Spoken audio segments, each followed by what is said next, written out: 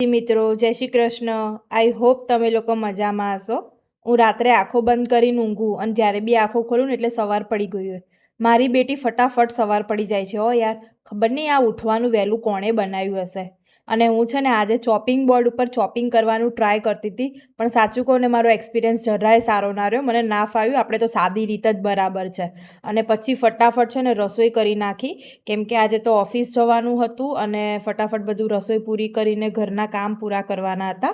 અને આજે તો એક સારી વાત કહું, મારા ઘરવાળાએ મને હેલ્પ કરી છે બધા જ કામ કરાવવામાં, કેમ કે ઓલરેડી લેટ ઉઠી હતી ને મને ઓફિસ જવાનું ખરેખર બહુ જ મોડું થતું હતું. તો ફટાફટ એમને થોડું કામ કર્યું ને થોડું મેં કર્યું, એમ કરીને કામ પૂરું કર્યું. અને ફાઇનલી અમારું કામ પત્યું એટલે નીકળી ગયા ઓફિસ જવા માટે. ને એના પહેલાં ભગવાનને યાદ કરવા કમ્પલસરી છે.